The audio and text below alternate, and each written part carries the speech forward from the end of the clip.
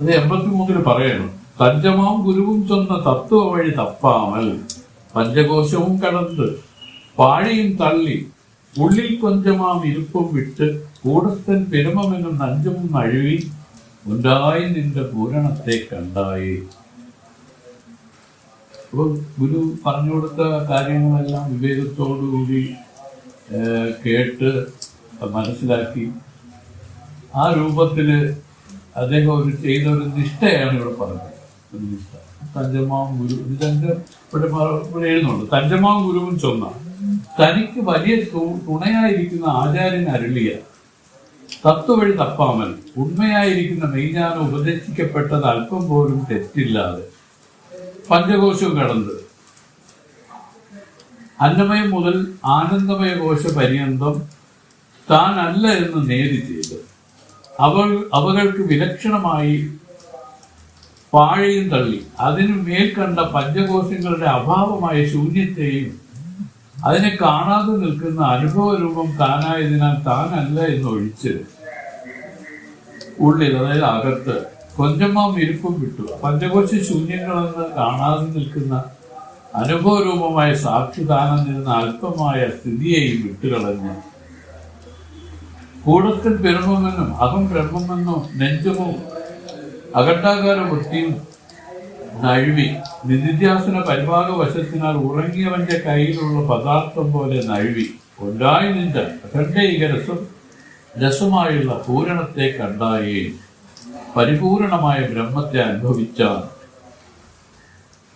പഞ്ചകോശ ശൂന്യങ്ങളായ ദ്വൈതങ്ങളെ താനെന്ന് തോന്നൽ ബന്ധമാകുന്നതിനാൽ ഈ അദ്വൈത വൃത്തിയെ വിട്ടു ആ ദ്വൈതവൃത്തിയെ വിട്ടു എന്നതിന് പഞ്ചകോശവും കടന്നു പാഴിയും തള്ളി എന്നും സാക്ഷി താനെന്നുള്ള അത് ബന്ധഹേതു അല്ലെങ്കിലും പുരുഷാർത്ഥ സാധനജ്ഞാനം അല്ലാത്തതിനാൽ സാക്ഷിവൃത്തിയെയും വിട്ടെന്ന് പറഞ്ഞു. ഉള്ളിൽ കൊഞ്ചമാം ഇരുപ്പും വിട്ടു എന്നത് പുരുഷാർത്ഥ സാധന ജ്ഞാനമായാലും അദ്വൈത അവസ്ഥാന രൂപമെന്ന് സാധ്യമായ നിർവികൽപ്പ അനുഭവത്തിന് അജ്ഞാതമായ അഖണ്ഡാകാര വൃത്തിയും ഒഴിക്കേണ്ടിയിരിക്കുന്നു. അതിനാൽ അഖണ്ഡാകാര വൃത്തിയും വിട്ടു എന്ന് പറഞ്ഞു. കൂടത്തിൽ ബ്രഹ്മമെന്ന നെഞ്ചവും നഴുകിയെന്നും ബഹുവിധമായ പ്രയാസങ്ങൾക്ക് കാരണമായ ചിത്തവികൽപ്പങ്ങളെ എല്ലാം നശിപ്പിച്ച് അഖണ്ഡൈക രസസ്വരൂപമായി തീർന്നുവെന്നും എന്നതിന് ഉണ്ടായി നിന്റെ പൂരണത്തെ കണ്ടായെന്നും പറഞ്ഞു. ഇവിടെ നമുക്ക് 90 ലക്ഷ്യമായിട്ട് കൂടസ്ഥ ദർശനം വന്ന ഒരു കാര്യമാണ് ഇവിടെ നമ്മൾ പറഞ്ഞു കേൾപ്പിച്ചത്. നമുക്ക് ഈ ശാസ്ത്രങ്ങളെ കൊണ്ട് ഉള്ള പ്രയോജനം ഒന്ന് വിവേകം ഉണ്ടാവുക. വിവേകം എന്തിനാണ് ഉണ്ടാവേണ്ടതെന്ന് ചോദിച്ചാൽ നമ്മുടെ വ്യവഹാരം കുറച്ചൊന്ന് കുറയ്ക്കാനാണ്. വ്യവഹാരം എന്ന് വെച്ചാൽ മനസ്സിന്റെ ഇളക്കത്തിനെയാണ് വ്യവഹാരമായിട്ട് പറയുന്നത്. പ്രവർത്തിക്കുന്നത് വ്യവഹാരമാണ്. പക്ഷെ മനസ്സതിനെ സംബന്ധിച്ച് രാഗദ്വേഷ മതമത്സര രൂപമായി പ്രവർത്തിക്കുകയാണെങ്കിൽ അത് വ്യവഹാരമാണ്. അതാണ് വ്യവഹാരം. ഈ വ്യവഹാരം തടയാൻ വേണ്ടിയിട്ടാണ് വിവേകത്തെ പറഞ്ഞു കൊടുത്തത്. വിവേകം എന്ന് പറഞ്ഞാൽ യഥാർത്ഥത്തിൽ എന്ത് നടക്കുന്നതും നമ്മുടെ പൂർവ്വജന്മാർജിതമായ കർമ്മ ശിഷ്ടങ്ങളായിട്ടാണ്, കർമ്മത്തിന്റെ ഫലമായിട്ട് അനുഭവിക്കുകയാണ് ഓരോരുത്തരും ഓരോ ജീവന്മാർ. അത് മനസ്സിലായിക്കോളും. ആര് നിമിത്തമോ ഏത് നിമിത്തമോ വന്നാലും അതെല്ലാം താൻ മുൻജന്മം ചെയ്ത കർമ്മങ്ങളുടെ ഫലമാണെന്ന് എന്നുള്ള വിവേകത്തെ ഉപദേശിച്ചു കൊടുക്കും. ഭാഗവതത്തിലും ആദ്യം ആ ഒരു ഭിക്ഷുഗീത കണ്ടില്ലേ? ഭിക്ഷുഗീതയൊക്കെ അതാണ് പറഞ്ഞു കൊടുക്കുന്നത്. ആദ്യം പറഞ്ഞു കൊടുക്കുന്ന ഇതാണ്. കാരണം ഇതാണ് വിവേകം. ഈ വിവേകത്തിനെ വെച്ചുകൊണ്ട് മാത്രമേ നമുക്ക് ഈ ആധ്യാത്മ യാത്രയുടെ തുടക്കം കുറിക്കാൻ പറ്റുള്ളൂ. അല്ലെങ്കിൽ അതിന് വീണു പോകും, എല്ലാവരും വീണു പോകും. കാരണം നമുക്ക് എന്തെല്ലാം കർമ്മങ്ങൾ മുൻജന്മങ്ങൾ നമ്മൾ ചെയ്തിട്ടുണ്ടെന്ന് നമുക്കൊന്നും അറിയില്ല. പക്ഷെ അതിന്റെ ഫലം അനുഭവിക്കാൻ വരുന്ന വേളകൾ വരുമ്പോൾ മാത്രം നമ്മൾ അയ്യോ ഞാനെന്ത് ചെയ്തു, ഒന്നും ചെയ്യാതെ എനിക്ക് ഇങ്ങനെയൊക്കെ വന്നു എന്നൊക്കെ വിചാരിക്കുമ്പോൾ അവർ പറയുന്നു ഇതെല്ലാം നമ്മുടെ ഇതിനെയാണ് അദൃഷ്ടം എന്ന് പറയും. ഇവര് ഈ ബ്രാഹ്മണൻ പറയുന്നതാണ് അധിഷ്ടപ്പ, ഇതെല്ലാം അധിഷ്ടപ്പ, ഇത് നീ മുൻജന്മം ചെയ്തതിന്റെ ഫലമാണെന്ന് പറഞ്ഞു കൊടുക്കുക. എന്തിനാണ് ഇത് മനസ്സിലാക്കണമെന്ന് വെച്ചാൽ നമുക്ക് അനുഭവിക്കേണ്ടി വരുന്ന വൈഷമ്യങ്ങൾ മറ്റൊരാൾ മുഖാന്തരം എന്നൊക്കെ വിചാരിച്ച് അങ്ങനെ ഒരു വിഷമം വരാതിരിക്കാനാണ്. അപ്പൊ അത് പറ്റും. അത് സംബന്ധിച്ച് മനസ്സ് ഗൗരവിക്കും. രാഗദ്വേഷ മതമത്സരങ്ങൾ ഉണ്ടാക്കുന്ന ഞാൻ വ്യവഹാരം എന്ന് പറയുന്നത് തന്നെ, അല്ലാതെ ഒരാളിനെ പറ്റി ഫ്രാങ്കായിട്ട് പറഞ്ഞതൊന്നും ഒരു കുഴപ്പമില്ല. അപ്പൊ ഇതാണ് ആ വിവേകത്തെ ഉപദേശിച്ചു. എന്നിട്ട് അദ്ദേഹത്തിന് ആ സുതിജ്ഞാനം ഉപദേശിക്കുക പറഞ്ഞു. ഇതെല്ലാം ഈ കോശങ്ങളാണ്. ഈ കോശങ്ങൾ എന്ന് പറയുന്നത് അന്നമയം, പ്രാണമയം, മനോമയം, വിജ്ഞാനമയം, ആനന്ദമയം, ഈ 5 കോശങ്ങളും. ഈ 5 കോശങ്ങളെ എടുത്തു പറഞ്ഞ് അതിന്റെ ആത്മാവല്ലെന്ന് നിരാകരിച്ചു. അപ്പൊ ഇതിനെല്ലാം തള്ളി നിന്നപ്പോ ആ ശൂന്യത്തെ കണ്ടുവന്നു. എന്നിട്ട് ഇതിന്റെ അഭാവത്തിനെയാണ് ശൂന്യമായിട്ട് പറഞ്ഞത്. അതിനെ നേതി ചെയ്തു, അതിനെയും കളഞ്ഞു, ആ ശൂന്യത്തിനെയും നേതി ചെയ്തു. അതിനവധിയില് അല്പമായി നിന്ന് ആ സാക്ഷിവൃത്തി അതിനെ നേതി ചെയ്തു. അതും വേണ്ടെന്ന് വെച്ചു. അത് കഴിഞ്ഞ് ഇതിന്റെ ഫലമായിട്ടുള്ള പുരുഷാർത്ഥ സാധനമായിരിക്കുന്ന കൂടസ്ഥം അതും ഉപേക്ഷിച്ചു. അതാണ് അകട്ടാകാര വൃത്തി. ഇങ്ങനെ ഇതെല്ലാം വിട്ട് ശുദ്ധമായി ഗുണം. അത് ശരിക്കും പറഞ്ഞാൽ ഇവിടെ ഗുണങ്ങളാണ് അതെല്ലാമായിട്ടിരുന്നത്. ഈ ഗുണങ്ങൾ സർവ്വഗുണങ്ങളെയും നിഷേധിച്ച് നമ്മളെന്താ പറയും, ഗുണരഹിതമായി. അങ്ങനെ ആ സമാധിയിൽ പ്രവേശിച്ചു. നിർഗുണമാണ് ആ സമാധി എന്നാണ്, നിർഗുണമാണ്. അവിടെ ഒന്നും ആർക്കും ഒന്നും പറയാനുമില്ല, ചെയ്യാനുമില്ല. അതൊരു അനുഭവിച്ചറിയേണ്ട സ്ഥലമാണ്. ആ ഒരു അനുഭവത്തിലേക്ക് ഇയാൾ വന്നു എന്നാണ് ഈ പറഞ്ഞതിന്റെ അർത്ഥം. അങ്ങനെ വന്നിട്ട് ഒന്നായി നിന്റെ പൂരണത്തെ കണ്ടാകുകയും അദ്വൈത അനുഭവം അദ്ദേഹത്തിനുണ്ടായി. കാരണം അന്യം ഒന്നില്ലാതെ താനേ താനായിട്ട് ഏറെ നേരം വർത്തിച്ചു എന്നാണ് പറയുന്നത്. അദ്വൈതത്തിന്റെ വേറെ എന്തെങ്കിലും ഉണ്ടെങ്കിൽ ദ്വൈതമാണ്. ഇവിടെ ഇപ്പൊ സാക്ഷി വൃത്തിയും ദ്വൈതമാണ്, അഖണ്ഡാകാര വൃത്തിയും ദ്വൈതമാണ്. രണ്ടാമത് ഒന്നാണ്. അതെല്ലാം അറിയുന്ന കേവല ബോധമായിട്ട് മാത്രമായിട്ട് നിന്നു എന്നാണ്. എല്ലാത്തിനും വിട്ടു എന്ന് പറഞ്ഞ അർത്ഥം അതൊന്നും ഇരിക്കില്ല, അതെല്ലാം ഓട്ടോമാറ്റിക് മാറിപ്പോകും.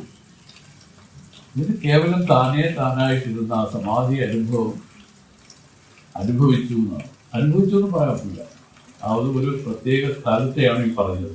ഇതാണ് നമ്മുടെ എല്ലാം നമുക്ക് വരുന്ന നിർവികൽപ്പ സമാധിയുടെ ഒരു സ്വഭാവമാണ്. അവിടെ എന്താണ്, മനസ്സില്ല, ബുദ്ധിയില്ല, കരണങ്ങളൊന്നും ഇല്ല. പിന്നെ ഉണ്ടെന്ന് പറഞ്ഞാൽ ആരുണ്ട്, താൻ മാത്രം. അതിൽ ശാസ്ത്രങ്ങൾ പറയുന്നത് താനായ ആ നിർവികൽപ്പ നില ഇവിടെ സംഭവിച്ചു. എന്നിട്ട് സ്വാമി എഴുതിയിരിക്കുന്നു, ബഹുവിധമായ ചിത്തവികല്പങ്ങൾക്കെല്ലാം നശിച്ച അഖണ്ഡേകര സ്വരൂപമായി തീർന്നുവെന്നു എന്നതിന് ഉണ്ടായി നിന്റെ പൂരണത്തെ കണ്ടായി എന്നും പറഞ്ഞിരിക്കുന്നു. ഇനി സമാധി ലക്ഷണത്തെ പറ്റി ഇനി വരുന്ന പദ്യങ്ങളിൽ വിശദമായി പറയാമെന്നും ഇവിടെ പറഞ്ഞു കഴിഞ്ഞു. ഇതിനെയാണ് വിട്ട ലക്ഷണങ്ങൾ. നമ്മൾ വരെയായിരുന്നു തത്വമസിയിലേക്ക് കടന്ന് നമ്മൾ സഞ്ചരിച്ച് വരികയാണ്. തത്വമസിയിലെ ആദ്യ ത്വമിനെ എടുത്ത് ആദ്യം പരിശോധിച്ചു. ത്വം എന്ന് പറയുന്നത് ജീവനെയാണ്. അപ്പൊ ജീവന്റെ ലക്ഷ്യാർത്ഥത്തെ എങ്ങനെ അറിയുമെന്ന് ചോദിച്ചപ്പോ പറഞ്ഞു, ജീവന്റെ വാച്യാർത്ഥങ്ങളെയെല്ലാം നിഷേധിക്കാൻ പറഞ്ഞു. അതിന്റെ ഉപാധികളെ നേതി ചെയ്തു. അതിന്റെ ഉപാധികൾ ഇവിടെ സ്വാമി പറഞ്ഞത് ഈ 5 കോശങ്ങളെയാണ്. അതിൽ അന്നമയമാണ് ഈ ശരീരം, ഈ സ്ഥൂല ശരീരമായിട്ടിരിക്കുന്നതിനെയാണ് അന്നമയ കോശം എന്ന് പറയുന്നത്. അത് കഴിഞ്ഞ് പ്രാണമയം, ആ പ്രാണനും ആ കർമ്മേന്ദ്രിയങ്ങളും കൂടെ ചേർന്നിരിക്കുന്നതിനെയാണ് പ്രാണമയ കോശം എന്ന് പറയുന്നത്. അത് കഴിഞ്ഞ് മനോമയം, മനസ്സും ഈ ഇന്ദ്രിയങ്ങളും കൂടെ ചേർന്നിരിക്കുന്നതിനെയാണ് മനോമയ കോശം എന്ന് പറയുന്നത്. പിന്നെ വിജ്ഞാനമയം, ബുദ്ധിയും ഈ ഇന്ദ്രിയങ്ങളും കൂടെ ചേർന്നിരിക്കുന്നത് തന്നെയാണ് വിജ്ഞാനമയ കോശം. ആനന്ദമയ കോശം ആ പ്രാണൻ മാത്രമായിട്ട് നിന്ന ഒരു സ്ഥലം. അവിടെ അജ്ഞാനമാണ് അവിടുത്തെ മൂലമായിട്ടിരിക്കുന്നത്. അതാണ് മൂലാജ്ഞാനം. അതിലിരിക്കുകയാണ്. അത് ജീവൻ പോയി അവിടെ ഇരുന്ന ജീവന്മാരാണ് പോലും നമ്മളെല്ലാം. അവിടെയും ഒരു അന്ധകാരത്തിൽ എങ്ങനെ ഇരിക്കുകയായിരുന്നു പോലും. അവിടെ നിന്നാണ് ഈശ്വരൻ തന്റെ കരണങ്ങൾ കൊടുത്ത് ഉണർത്തി വിട്ടിരിക്കുന്നത്. എന്തിനാണ്? മോക്ഷമടയാൻ, മുക്തിയടഞ്ഞ് വരാൻ വേണ്ടിയിട്ടാണ് ഈ ഈശ്വരൻ ഈ മായാ സൃഷ്ടി ചെയ്തിരിക്കുന്നതെന്നാണ് ശാസ്ത്രം പറയുന്നത്. പക്ഷെ നമുക്ക് അതിനുവേണ്ടി തന്ന ബുദ്ധിയും മറ്റുമല്ല നമ്മൾ ദുരുപയോഗം ചെയ്യുന്നു എന്നാണ് പറയുന്നത്. എല്ലാവർക്കും ആ സാക്ഷാത്കാര ജ്ഞാനത്തിലേക്ക് ഉപകരിക്കാനാണ് ആ ബുദ്ധി കൊടുത്തത്. മനുഷ്യന് മാത്രമാണ് ബുദ്ധി വിചാരം ഉള്ളത്. മറ്റ് തിരിയക്ക് ജന്തുക്കൾക്ക് ബുദ്ധി വിചാരം ഇല്ലെന്നാണ് പറയുന്നത്. മാത്രമല്ല അവർക്ക് ശാസ്ത്രങ്ങൾ പഠിക്കാനും അതിനുള്ള സൗകര്യങ്ങളും ഇല്ല അവർക്ക്. അവിടെ ഉത്തമമായിരിക്കുന്ന മനുഷ്യജന്മം, അതിന്റെ മനുഷ്യത്വം, മുമുക്ഷുത്വം, മഹാപുരുഷ സംശ്രയം, ദുർലഭം ത്രയമേ ദൈവം, ദേവാനുഗ്രഹ ഹേതുകം, മനുഷ്യത്വം, മുമുക്ഷുത്വം, മഹാപുരുഷ സംശ്രയം. ഇത് മൂന്നും ദുർലഭം, വളരെ വളരെ ദുർലഭമെന്നാണ് പറയുന്നത്. അതിൽ ദുർലഭത്തിൽ ആദ്യം പറഞ്ഞത് മനുഷ്യനായിട്ട് ജനിക്കുക എന്നുള്ളത്. അത് കഴിഞ്ഞ് രണ്ടാമത് അതിൽ മുമുക്ഷുത്വം വരിക എന്നുള്ളത്. മുമുക്ഷുത്വം വെച്ചാൽ ഈ ജന്മം തന്നെ എനിക്ക് ഇതിൽ മുക്തി അടഞ്ഞു പോകണമെന്നുള്ള ഇച്ഛ, മുമുക്ഷുത്വം. ഇനി മൂന്നാമത്തെ അതിവിരളമായിട്ടുള്ള കാര്യം മഹാപുരുഷ സംശ്രയം. മഹാപുരുഷന്മാരായിരിക്കുന്ന സദ്ഗുരുക്കന്മാരെ ഗുരുക്കന്മാരായിട്ട് കിട്ടുക എന്നുള്ളത് അതിനും വലിയ ദുർലഭമാണ്. ഇങ്ങനെ മൂന്ന് ദുർലഭമായിരിക്കുന്ന കാര്യങ്ങളാണ് ലോകത്തുള്ളത്. അതിൽ മനുഷ്യനാകുക എന്ന് പറഞ്ഞാൽ ഒരു സംശയം പറയാം, ഇത് ഇത്രയും കോടാനുകോടി മനുഷ്യർ ഉണ്ടല്ലോ സ്വാമി എന്നൊക്കെ വേണമെങ്കിൽ ചോദിക്കാം. അപ്പോൾ അവർ പറഞ്ഞു മനുഷ്യരല്ല, അവരെല്ലാം ഇരുകാലി മൃഗങ്ങളാണ്. പരസ്യമായിട്ട് പറഞ്ഞു. അങ്ങനെയാണ്. കാര്യം എന്ന് വെച്ചാൽ ആരാണോ ഈ മുമുക്ഷത്വത്തിനെ കാംക്ഷിച്ച് ആ മനുഷ്യനായിട്ട് ഇതിൽ തുടരുന്നത് അവരാണ് മനുഷ്യർ. എല്ലാവരും മനുഷ്യരാണ്. എല്ലാവർക്കും നമ്മൾ ഉണ്ണുക, ഉറങ്ങുക, ജീവിക്കുക, ഇത് മൂന്നും എല്ലാ ജന്തുക്കളും ചെയ്യല്ലേ. ഇതെല്ലാം തന്നെയാണോ മനുഷ്യൻ ചെയ്യേണ്ടത് എന്ന് ആലോചിച്ചിട്ട് അവർ പറഞ്ഞു അല്ല, അവർക്ക് ആ ബുദ്ധിവിചാരം കൂടെ ഈശ്വരൻ കൊടുത്തു, അവർക്കാണ് സുഷുപ്തി കൊടുത്തു എന്നാണ് പറയുന്നത്. ഈ മനുഷ്യൻ മാത്രമാണ് പോലും സുഷുപ്തിയുള്ളത്. തിരക്ക് ജന്തുക്കൾക്ക് സുഷുപ്തിയില്ല. ഉല്ലാൻ സ്വാമി കൂടെ പറയും, ഒരു സിംഹം ഉറങ്ങിക്കിടക്കുന്ന വിചാരിച്ച് അതിൻ്റെ അടുത്തൂടെ പോകുന്നത്. കാരണം അതിന് ഉറക്കമില്ല. ഇതെപ്പോഴും അത് ശബ്ദം കേട്ട് അപ്പോഴും അത് ഉണരും. അതിന് സുഷുപ്തി പ്രവേശിച്ച ഒരാളിനെ എടുത്തുകൊണ്ട് പോയി വെള്ളത്തിലിട്ടാൽ പോലും അറിയില്ല. ആരെ പറ്റി ഞാൻ കേട്ടു, രമണ ഭഗവാനാണോ ആണോ തോന്നുന്നു. അദ്ദേഹം ഉറങ്ങിക്കഴിഞ്ഞാൽ അദ്ദേഹത്തിന് എടുത്ത് വെള്ളത്തിൽ കൊണ്ട് ഇട്ടാൽ പോലും ഉണരില്ല. അത്ര ഉറക്കമാണ്, അത്ര ഉറക്കം. ഇതുപോലെ ഇതാണ് സുഷുപ്തി. ഇങ്ങനെയുള്ള സുഷുപ്തിയും ഒരു വലിയ പുണ്യവിശേഷമായിട്ടാണ് നമുക്കിത് പറയുന്നത്. അപ്പൊ അംഗീകരിക്കട്ടെ, നമുക്കറിയാം. അപ്പൊ മനുഷ്യത്വം, മുമുക്ഷുത്വം, മഹാപുരുഷ സംശയം. അപ്പൊ അങ്ങനെയുള്ള ഒരു വിവേകത്തോടു കൂടി ജീവിച്ച് ഈ പറയുന്ന ഗുരുക്കന്മാരെ കിട്ടി, സദ്ഗുരുക്കന്മാരെ കിട്ടി, സത്ശാസ്ത്രങ്ങൾ കിട്ടി, അങ്ങനെ വരുന്നവരെ സംബന്ധിച്ച് പറയുന്നത് അവർക്ക് വലിയ താമസമില്ലാതെ ഈ 9 ലക്ഷ്യമായിട്ട് വരാൻ സാധിക്കും. 9 ലക്ഷ്യമായി വരുന്നതിനെയാണ് അവർക്ക് എന്തുണ്ടായി ജീവൻ മുക്തി നില സംഭവിക്കുന്നു പറയുന്നത്. ജീവൻ മുക്തന്മാരാവുകയാണ്. ഈ ശരീരം ഇരിക്കുക തന്നെ ഇതിൽ നിന്ന് തിരിച്ചറിയുന്ന ഒരു സംസ്കാരം ഇതിൽ വരും. ഇതിൽ തിരിച്ചറിയാനുള്ള ശേഷി, തിരിഞ്ഞു നിൽക്കാനുള്ള ഒരു കഴിവ്. ഇപ്പൊ നമുക്ക് അങ്ങനെ എല്ലാം കൂടെ കൂട്ടി ഗ്രന്ഥികളെല്ലാം കൂടെ ചുറ്റിപ്പടഞ്ഞ് കിടക്കും പോലെയാണ് ഈ അജ്ഞാനത്തിൽ ഇരിക്കണം. ഇതിൽ നിന്ന് ഗ്രന്ഥികളെല്ലാം വിട്ടു, ഗ്രന്ഥി വേർപെട്ടു എന്നാണ് പറയുന്നത്. ഓരോന്നിനും പെറുക്കി എടുക്കുന്ന വിധത്തിൽ വ്യക്തമായി അവർക്ക് ശരീരം ഇതെല്ലാം അവർക്ക് കാണാൻ സാധിക്കും. അതാണ് അവരുടെ വിഷൻ. അതിന് കാരണം എന്താണ്? അവർക്ക് ജ്ഞാനമുണ്ടായി, അവർ ജീവൻ മുക്തി കൈവന്നു. ഈ പഞ്ചകോശങ്ങളെ നേരി ചെയ്ത് അവധിയിൽ ഒരുപാട് കാര്യങ്ങൾ വന്നു. അതിൽ വന്ന് ശൂന്യം വന്ന് രണ്ടാമത് അതിൽ വന്ന് സാക്ഷി വൃത്തി വന്ന് നിൽക്കുന്നതിന് അതിന് വിട്ടു. അത് കഴിഞ്ഞിട്ട് അകണ്ടാര വൃത്തി എന്ന് പറഞ്ഞാൽ അത് പഴകിയതാണ്, അത് വിട്ടു. ഇതെല്ലാം വിട്ട് ശുദ്ധബോധം മാത്രമായിട്ട് ഏറെ നേരം നിൽക്കുന്നത് തന്നെയാണ് സമാധി. ഈ സമാധിയിൽ അവർ എത്രയോ സമയം കഴിയുമെന്നാണ് പറയുന്നത്. അത് കഴിഞ്ഞ് ഇങ്ങോട്ട് വെളിയിൽ വന്നാൽ അവര് ജീവൻ മുക്തന്മാരാണ്. ഒരു സമാധി കൊണ്ട് പോലും ജീവൻ മുക്തന്മാരായി. എല്ലാം മനസ്സിലായി. അയ്യോ ഇതായിരുന്നു അല്ലേ ഗ്രന്ഥി വിമോചിക്കപ്പെട്ടു, ഗ്രന്ഥി ഭേദിച്ചു എന്നാണ് പറയുന്നത്. അതോടുകൂടി ജ്ഞാനത്തിലേക്ക് വന്നു. അതാണ് പറയുന്നത്. എന്നിട്ട് പറയാം, അനുഭവാനന്ദ വെള്ളത്തഴുതിയെ അഖണ്ഡമാകി തനുകരണങ്ങളാതി സകലവും ഇറന്ന് ചിത്തായി മനസ്സ് പൂരണമായി ദേഹമാന സദ്ഗുരുവും കാണാൻ നനവിനിൽ ചുഴുത്തിയാകി നന്മകൻ സ്വഭാവമാണ്. ഇത് 84ാമത്തെ പദ്യം. അതായത് ആ സമാധി അനുഭവത്തിന് ശേഷം അദ്ദേഹത്തിനുണ്ടായ ഒരു അനുഭവമാണ്. അനുഭവാനന്ദ വെള്ളത്തഴുതിയെ അഖണ്ഡമാകി തനുകരണങ്ങളാകി സകലവും ഇറന്ന് ചിത്തായി മനത് പൂരണമായി തേകமான സദ്ഗുരുവും കാണാൻ നനവിനിൽ ചുഴുത്തിയാകി നന്മകൻ സ്വഭാവമാണ്. വ്യാഖ്യാനം: അനുഭവ ആനന്ദ വെള്ളത്ത് അനുഭൂതി രൂപമായ ബ്രഹ്മാനന്ദ സമുദ്രത്തിൽ മുഴുകി അഖണ്ഡമാകി ഭേദരഹിതമാകി തന് കരണങ്ങളാതി ദേഹേന്ദ്രിയം മുതലായ സകലവും ഇറந்து ചിത്തായി എല്ലാ നാമരൂപങ്ങളും ഒഴിഞ്ഞ് ജലത്തിലിട്ട ലവണം പോലെ ചിത്തുരൂപമായി മനസ്സ് പൂരണമായി മനസ്സ് പരിപൂരണമായി തിരുഗുരുവായി സദ്ഗുരുവും കാണാം. സദ്ഗുരുവും തൃക്കണ്ണാൽ പാർത്തരുന്നതിന് കാണാതായി നനവിനിൽ ചുഴുത്തിയായി ജാഗ്രത സുഷുപ്തിയുള്ളവനായി നല്ല ശിഷ്യനായി തന്റെ സ്വഭാവരൂപമായി പോയ എന്നുവെച്ചാൽ അതാണ് യഥാർത്ഥ ശിഷ്യൻ. ഇങ്ങനെയാണ് നല്ല ശിഷ്യനാവുകയാണ്. ഇപ്പൊ എന്തൊക്കെയാണ് ഇവിടെ സംഭവിച്ചതെന്ന് വെച്ചാൽ ആ സമാധി അനുഭവത്തെ തുടർന്ന് ഇദ്ദേഹം ആനന്ദത്തിൽ പരമാനന്ദ പ്രളയ കടലിൽ വന്ന് വീണു എന്നാണ് പറയുന്നത്. അതാണ് അനുഭവാനന്ദ വെള്ളത്തഴുതിയെ അഖണ്ഡമാകി. ഇത് സർവത്ര പരിപൂർണമായിട്ട് ആ ആനന്ദമായിട്ട് ഇയാൾ മാറി. എന്നിട്ട് പറയണ തന് കരണങ്ങളാതി സകലവും ഇറന്ന് കരണങ്ങളെല്ലാം ഇതിൽ ഇല്ലാതായിപ്പോയി.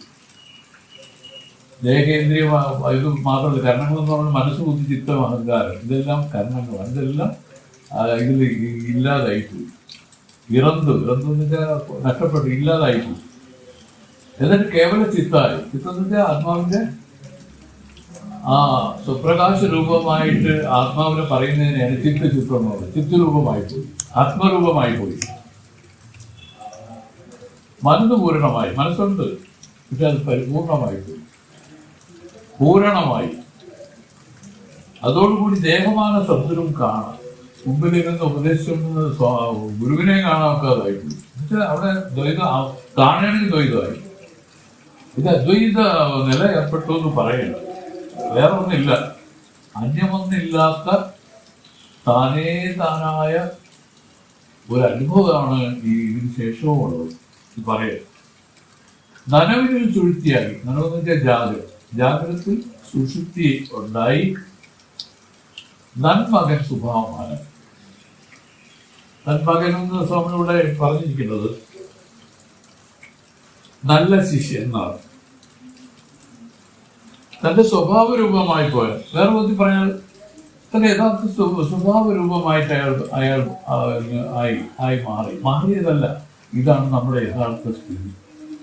ഇതിനെ വച്ചുകെട്ടാണ് നമ്മുടെ ഇപ്പോഴത്തെ ഇരിപ്പ്. മറ്റു സ്വാഭാവികവും ഇത് നമ്മൾ വച്ചുകെട്ടി ഇങ്ങനെ നിൽക്കുന്നതുമാണ്. ഇതിനെ വിട്ടാൽ മതി. ഇതിനെ വിടാനായിട്ട് നമുക്ക് വിവേകമാണ് ഇവിടെ ആവശ്യം. ഏത് വിടാൻ? ഇപ്പോഴും നമ്മൾ പഴകി വെച്ചേക്കുന്ന സംസ്കാരങ്ങൾ, അത് വാസ്തവത്തിൽ അത് തന്നെയാണ് നമുക്ക് ദോഷമായിട്ട് തീർന്നിരിക്കുന്നത്. ഇതിനെ വിട്ടു എന്നാണ് അവർ പറയുന്നത്. വിട്ട് നന്മകൻ സ്വഭാവമാണ്, യഥാർത്ഥമായ ആത്മസ്വരൂപമായി മാറി എന്നൊക്കെ വേണമെങ്കിൽ അർത്ഥം പറയാം. ആത്മസ്വരൂപമായി മാറുന്നതല്ല, ആത്മസ്വരൂപമായി ഇരുന്നതാണ് ഇപ്പോൾ ഈ ജീവസ്വരൂപമായിട്ട് നിൽക്കുന്നത്. ഇത് അഴിഞ്ഞു പോയി തന്റെ യഥാർത്ഥ സ്വരൂപമായ മകൻ സ്വഭാവം, ഇതിന്റെ യഥാർത്ഥ സ്വരൂപമായിട്ട് അയാൾ മടങ്ങി തീർന്നു. അതിലിരുന്ന കഥയില്ലാത്ത എല്ലാം ദ്വൈതങ്ങളും ഒപ്പോയി. സകല ദ്വൈത ക്രമങ്ങളും ഇല്ലാതായി എന്നാണ് അർത്ഥം. മനസ്സിലായോ? സമാധിയിൽ ഇന്ദ്രിയങ്ങൾ അതിന്റെ കാരണമായ അജ്ഞാനത്തിൽ സുഷുപ്തിയിൽ എന്ന പോലെ ലീനമാകാതെ അതിന്റെ ഗോളങ്ങളിൽ ഇരിക്കുന്നതിനാലും അങ്ങനെ ഇരിക്കുന്നുവെങ്കിലും വിഷയാനുഭവ രൂപമായ ബഹിർമുഖ വൃത്തി അവർക്ക് ഇല്ലാത്തതിനാലും സമാധി. ഈ സമാധി സുഷുപ്തി പരസ്പരം ഭേദം പറയുകയാണെങ്കിൽ അവർ പറയുക സുഷുപ്തിയിൽ എന്ത് മൂലാവിദ്യയിൽ ലയിക്കും. എന്നാൽ സമാധിയിൽ പറയുന്നു ഇത് ആ കരണങ്ങൾ അതാത് ഗോളങ്ങളിൽ തന്നെ നിലനിൽക്കും. പക്ഷെ ബഹിർമുഖ വൃത്തിയില്ല, ബഹുമുഖ വൃത്തി അവകൾക്കില്ല. കണ്ണിൽ തന്നെ നിലനിൽക്കും. പക്ഷെ വെളിയിലുള്ള കാര്യങ്ങൾ അത് അറിയുന്നില്ല. എന്നാൽ ഉറക്കമല്ല. എന്നാൽ സുഷുപ്തിയിലാണെങ്കിലോ ഇന്ദ്രിയങ്ങളെല്ലാം അജ്ഞാനത്തിൽ ലയിച്ചു കളഞ്ഞു എന്നാണ് പറയുന്നത്. എന്നാൽ സമാധിയിൽ ഈ ഇന്ദ്രിയങ്ങൾ ലയിക്കുന്നില്ല. പക്ഷെ അതാത് ഗോളങ്ങളിൽ തന്നെ സ്ഥിതി ചെയ്യും. പക്ഷെ സ്ഥിതി ചെയ്യുന്നത് ഒപ്പം ബഹിർമുഖ വൃത്തികളില്ല. അപ്പൊ ബഹിർമുഖ വൃത്തികളെ ഉണ്ടാക്കുന്ന മനസ്സ് പ്രവർത്തിക്കുന്നില്ല. വാസ്തവത്തിൽ ഇന്ദ്രിയങ്ങളെല്ലാം അതാത് ഗോളങ്ങളിൽ തന്നെയാണ് ഇരിക്കുന്നത്. പക്ഷെ മനസ്സിന്റെ 5 ദ്വാരങ്ങളായിട്ടല്ലേ പറയുന്നത് ഈ ഇന്ദ്രിയങ്ങൾ. മനസ്സ് കണ്ണിലൂടെ കാണും, ചെവിയിലൂടെ കേൾക്കും, എല്ലാം മനസ്സ് തന്നെയാണ് ചെയ്യുന്നത്. അത് നമ്മൾ ആത്മാവിൽ അറിവും. ഇത് ഇന്ദ്രിയങ്ങളും കണ്ണുകളും ചെയ്യുന്ന കാര്യങ്ങൾ ഞാൻ ചെയ്തു, ഞാൻ കണ്ടു, ഞാൻ പോയി എന്നൊക്കെ പറഞ്ഞ് ആത്മാവിൽ ആരോപിക്കും. ഇതാണ് കുറ്റം. ഇത് അതാതിന്റെ ഇന്ദ്രിയങ്ങളിൽ തന്നെ അത് അവസാനിച്ചു. താനുമായിട്ട് ഇതിന് ഒരു ബന്ധവുമില്ല. ഈ നിലയിൽ വരുന്നതിനെയാണ് നമ്മൾ പറയുന്നത് സവികല്പ സമാധി എന്ന് പറയുന്നത്. നിർവികല്പ സമാധിയിൽ ഇങ്ങനെ ഒന്നുമില്ല. ഇത് ഈ പറഞ്ഞ ജാഗ്രത സുഷുപ്തി ഉണ്ടായിരുന്നു. ഈ ജാഗ്രത അവസ്ഥയിൽ തന്നെ ആ സുഷുപ്തി ഉണ്ടായി എന്നാണ് അവര് പറയുന്നത്. ഇതെല്ലാം അനുഭവിച്ചറിയേണ്ട വലിയ രഹസ്യങ്ങളാണ്. ഈ അനുഭവം വരണമെങ്കിൽ എന്ത് വേണം? നല്ല വിവേകത്തോടു കൂടി ജീവിതം നയിക്കണം. അതോടൊപ്പം തന്നെ നല്ല ശാസ്ത്ര വ്യുത്പത്തി ഉണ്ടാവും, നല്ല വിചാരം ഉണ്ടാവും, നല്ല സജ്ജനങ്ങളുമായിട്ട് സമ്പർക്കം ഉണ്ടാവും. ഇങ്ങനെയൊക്കെയുള്ള കാര്യങ്ങളെ കൊണ്ടാണ് ഇത് ഉണ്ടായി വരുന്നത്. നിഷ്കാമ കർമ്മങ്ങൾ ധാരാളം ചെയ്യുന്നവരായിരുന്നു. അപ്പൊ നേരത്തെ പറഞ്ഞു ആ ജീവൻ മുക്തി നില വന്ന ഒരു മഹാത്മാവ്, അദ്ദേഹത്തിന്റെ പേര് മഹാത്മാവാണ്. പിന്നെ ആ ആള് സാധാരണ ആളല്ല. ആ മഹാത്മാവിന് എങ്ങനെയാണ് ഉണ്ടായ അനുഭവം എന്ന് ചോദിച്ചാൽ അനുഭവാനന്ദ വെള്ളത്ത് അഴുതിയെ അകൃതമായി. അദ്ദേഹത്തിന് ഈ പറയുന്ന ദ്വൈതം മുഴുവൻ അസ്തമിച്ചു. അന്യമായിട്ട് ഒന്നും തന്നെ ഇല്ല. താൻ ആനന്ദ സമുദ്രമായി മാറി. ആനന്ദ സമുദ്രത്തിൽ വീണു എന്നല്ല പറയണത്, ആനന്ദ സമുദ്രമായി മാറി. രണ്ടല്ലോ. ഒന്ന് അതിനോട്, അതാണ് ദ്വൈതം. ദ്വൈതം എന്ന് പറഞ്ഞാൽ അതിനോട് ചാടുന്നത്. ആനന്ദമായിട്ട് ഇരിക്കുന്നതെന്ന് പറഞ്ഞാൽ അദ്വൈതമാണ്.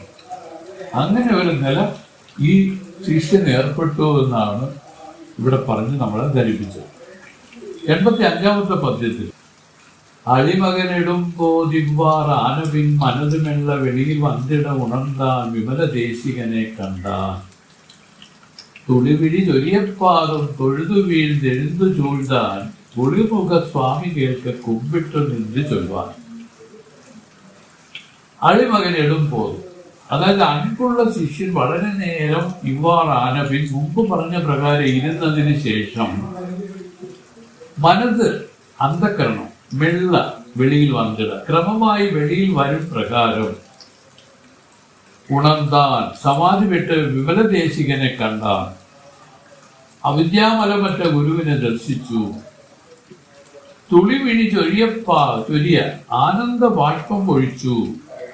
പാദം വീഴ്ന്നു തൊഴുതു. ഗുരുവിന്റെ ചിപ്പാദത്തിൽ ദണ്ഡനമസ്കാരം ചെയ്തു.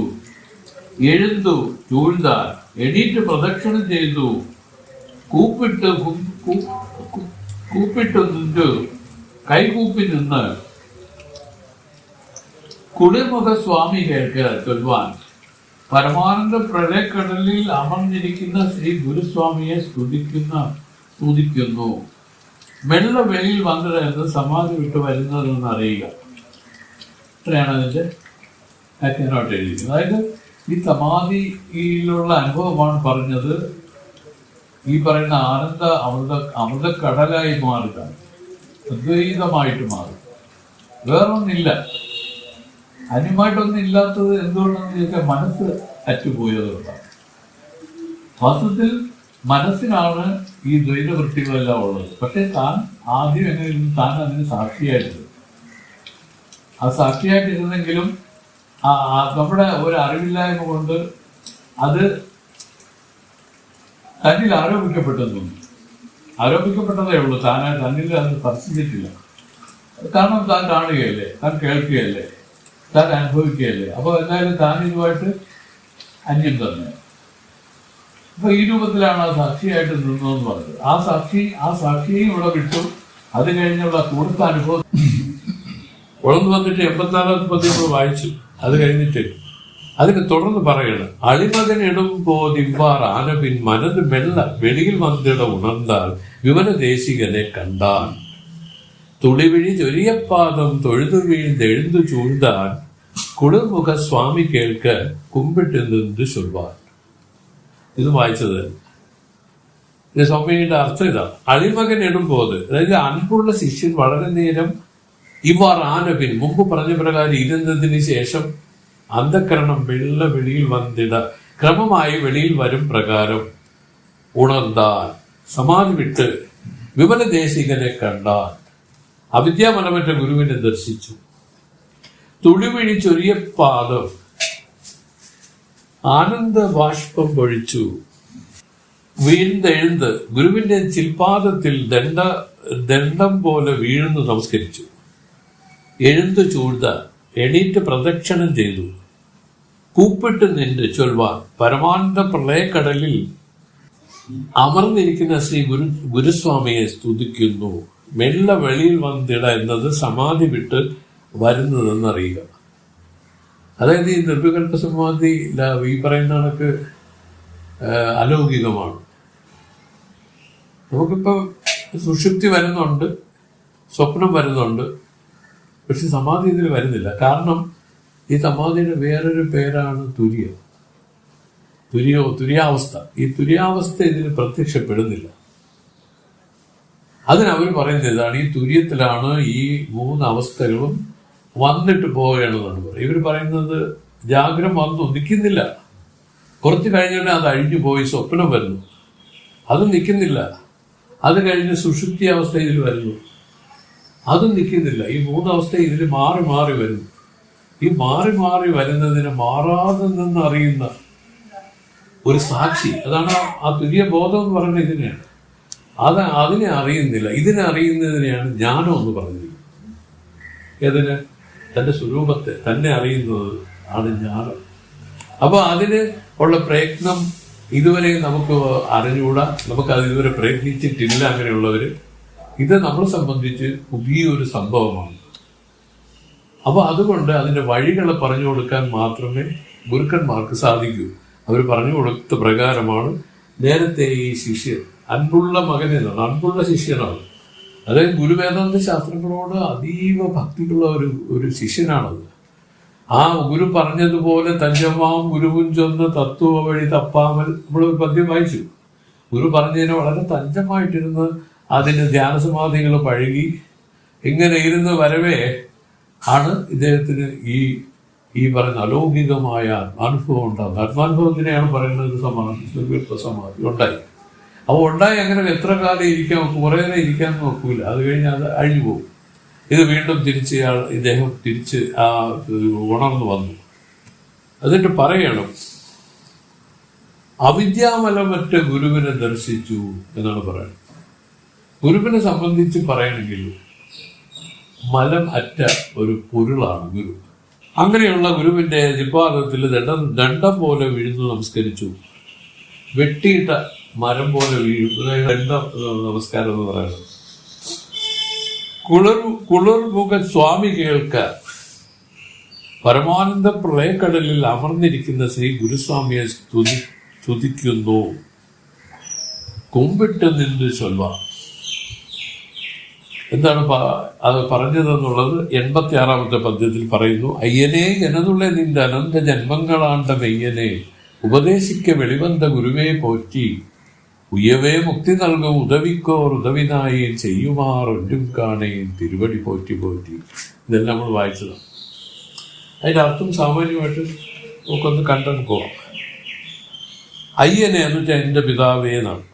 എന്നതുള്ള എന്റെ അന്ധക്കരണത്തിൽ അന്തര്യാമയായി നിന്ന് അനന്ത ജന്മങ്ങളാണ്ട അനന്തകോടി ജന്മങ്ങളിൽ കർമ്മോപാസനകളിൽ ചൊലുത്തി എന്റെ അന്ധക്കരണത്തിലുള്ള മലദോഷ വിക്ഷേപദോഷങ്ങളെ നശിപ്പിച്ച് എന്നെ രക്ഷിച്ചരളിയ ദൈവമേ എന്നാണ് അർത്ഥം. മെയ്യനെന്റെ ദൈവമേ, ആവരണദോഷം നീക്കി എന്റെ നിജസ്വരൂപത്തെ ഞാൻ ദർശിച്ച് ആനന്ദമടയുന്നതിന് ഉപദേശിക്കാൻ വെളിയിൽ അരുളേ തിരുവുരുവായി എഴുന്നള്ളിയ ഗുരുവെ പോറ്റി. ഗുരുവെ, അങ്ങയ്ക്ക് നമസ്കാരം. ഉയ്യവേ മുക്തി നൽകും ഓർ ഉദവിക്ക് ഞാൻ ഊർജ്ജഗതി അടയാൻ സർവദുഃഖ നിവർത്തി ആനന്ദപ്രാപ്തി രൂപമായ മോക്ഷത്തെ ജ്ഞാനവഴിയായി തന്നരളിയ ഇണയറ്റ സഹായത്തിന് പ്രത്യുപകാരം നായയും ചെയ്യുമാറ് ഒന്നും യാതൊന്നും കാണുന്നില്ല. തിരുവടി പോറ്റി തിരുവടിക്ക് വന്ദനം. അല്പം കൂടെ സ്വാമി വിശദീകരിച്ചിരിക്കുന്ന ഇങ്ങനെയാണ്: മെയ്പ്പൊരുളെന്നും പൊയ്പ്പൊരുളെന്നും രണ്ടുള്ളതിൽ മെയ്പ്പൊരുൾ അങ്ങാൽ ഉപദേശിക്കപ്പെട്ട് അടഞ്ഞതിനാലും പൊയ്പ്പൊരുളായ ദേഹാദി വസ്തുക്കൾ പകരമാകാത്തതിനാലും തിരുവടിയെ അടഞ്ഞവൻ അവകളെ അങ്ങയുടേതായി പോയതിനാൽ കൈമാറുന്നതിന് ഒന്നും കാണുന്നില്ല എന്നതിന് മുക്തി നൽകും ഉദവിക്കോ ഒരു ഉദവിനായി ചെയ്യുമാർ ഒന്നും കാണേനെന്നും.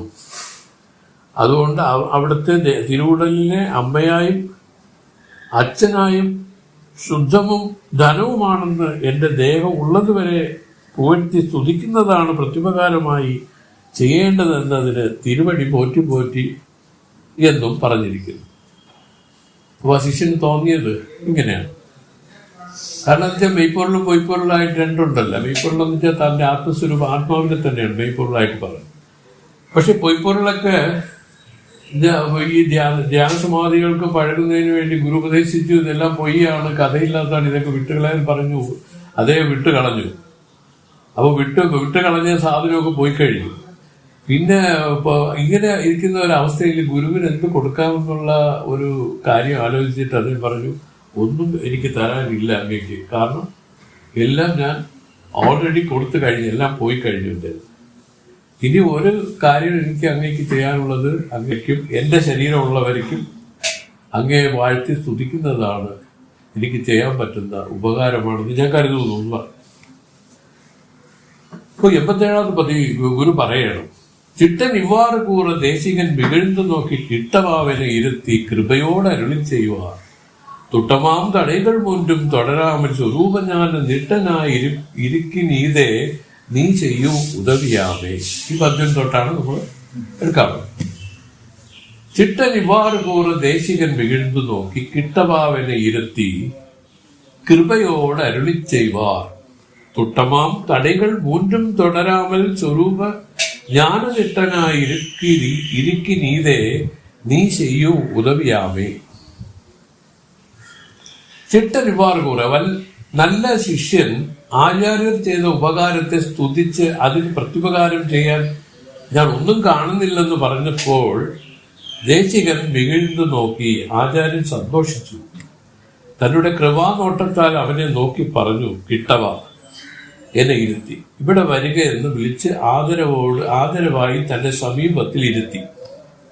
എന്നിട്ട് കൃപയോടെ അരുളി ചെയ്യുവാർ കരുണയോടുകൂടി അനുഗ്രഹിച്ചു തുട്ടമാം തടൈകൾ മൂന്നും തിന്മയായ പ്രതിബന്ധം മൂന്നും തുടരാമൽ നിന്നെ അടുക്കാൻ അനുവദിക്കാതെ സദാ സ്വരൂപജ്ഞാനം നിട്ടനായി സ്വരൂപജ്ഞാനത്തിൽ ആരൂഢനായി ഇരിക്കുമെങ്കിൽ